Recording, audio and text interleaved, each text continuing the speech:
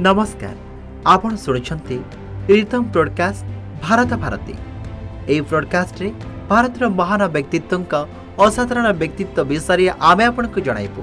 सेमानकर त्याग बलिदान एवं सेवा मनोभाव पाई भारतवर्ष इतिहास रे स्वतंत्र छाप छाड़ी जाइछन्ति, जहाँ आज भी तांको उज्जीवित करी रखिछि। आमे आपनको सुनाउछु भौणी निवेदिता विषय। विदेश बाटी रे भारतीय संस्कृतिर सठिक चित्र उपस्थापना करी सभी मन जीति जड़े विदेशी महिला होई मध्य भारतीय संस्कृति स्वामी विवेकानंद विचारधारा प्रभावित होती भारतीय संस्कृति विरोध में चलता अपप्रचार सख्त जवाब देते भौणी निवेदिता।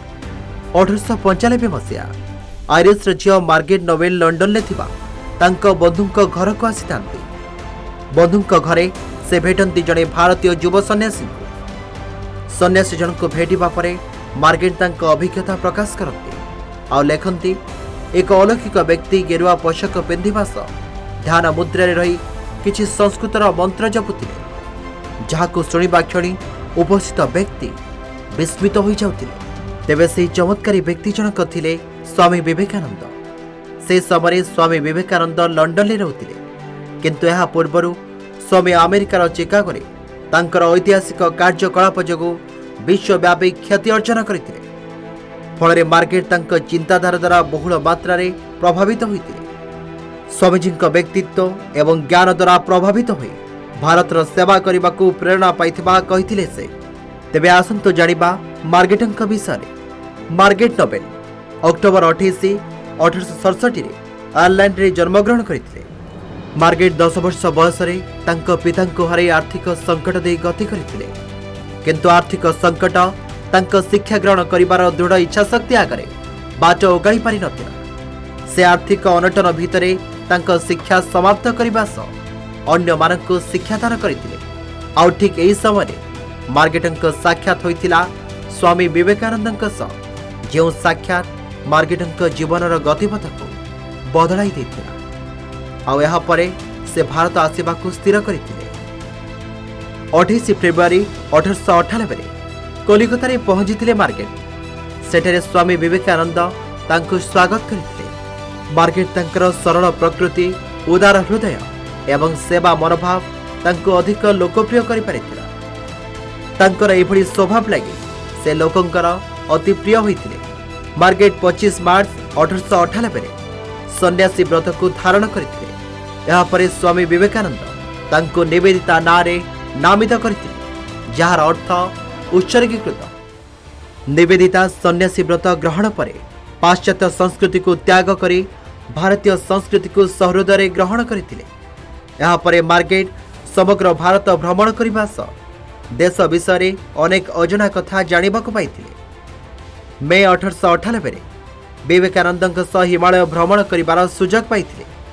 यहाँ पर स्वामी विवेकानंद जोसेफाइन मैकलेड सारा बुल्क सह निवेदिता काश्मीर भ्रमण करने सह भारतर अनेक अंचल परिदर्शन करते।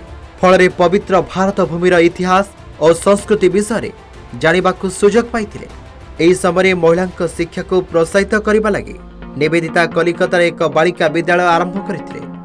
फल साधारण लोके बिना देयधारे झील मानक सेठारे शिक्षा लाभ पठाउथिले।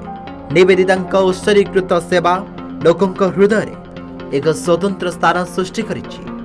1899 मसीहा कोलकाता प्लेग महामारी व्यापीथिला। फल अनेक लोकंकर मृत्यु होइथिला। एभली असमय निवेदिता प्लेग रोगी सेवारे निजको नियोजित करी भारतीय मनरे स्वतंत्र छाप छाड़िथिले। यहाँ पर निवेदिता अमेरिका एवं यूरोप गस्तरे जाइथिले। सेठारे से विभिन्न सभारे जोगदे भारतीय संस्कृति उपरे संबोधित करथिले। भारतीय संस्कृति विरोध में चलता अपप्रचार विरोध में मुह खोली भौणी निवेदिता। विदेश माटी रे भारतीय संस्कृतिर सठिक चित्र उपस्थापना करथिले, जहाँ आज भी परवर्ती पीढ़ी को प्रेरणा जगाउछि। कहुए राष्ट्रकवि सुब्रमण्यम भारतीय प्रसिद्ध भरत भक्ति स्तोत्र प्रेरणा थिले निवेदिता। महर्षि अरविंद कार्य क्रांतिकारी मानक नहीं संगठन गढ़िबारे निवेदिता थिला गुरुत्वपूर्ण दायित्व। महर्षि अरविंद कार्य क्रांतिकारी मानक नहीं संगठन गढ़िबारे निवेदिता थिला गुरुत्वपूर्ण भूमिका। अरविंद अनुपस्थित रे वंदे मातरम को सुचारूपे तुलेबार दायित्व भौणी निवेदिता उपर रही। तेणु सारला देवी तांको स्नेह रे बंगाली रे खुके अर्थात सान झील बोली डाकुथिले। 1901 रे भौणी निवेदिता भारत को फेरी पुणी थरे महिला शिक्षा कार्य को आगे नहीं। स्वामी विवेकानंद महासमाधि पर निवेदिता निजको संपूर्ण भावे स्वाधीनता आंदोलन में सामिल करथिले एवं सारा देश में विभिन्न स्थान में आयोजित समावेश रे जनता को संबोधित करथिले। जो कारणवशत ब्रिटिश माने तांको उपरे खपा होइतिले मात्र तांको शाणित स्वर को चपाई पारि नथिले।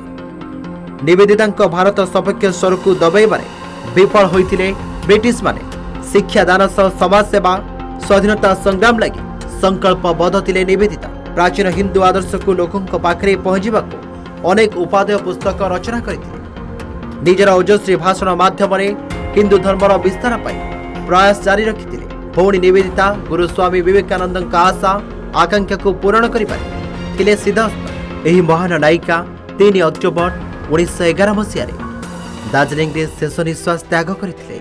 हिमालयर पवित्र भूमि रे ए पुण्यात्माकर समाधि स्थल स्थापन हैला जो लेखागला एठरे भौणी निवेदिता चिरनिद्रा रे सोई पड़िछंती। जे भारत हित उद्देश्य रे बलिदान देइछंती तांकर महान कार्य सेवा मनोभाव को मने रखिबा ए भारत माटी।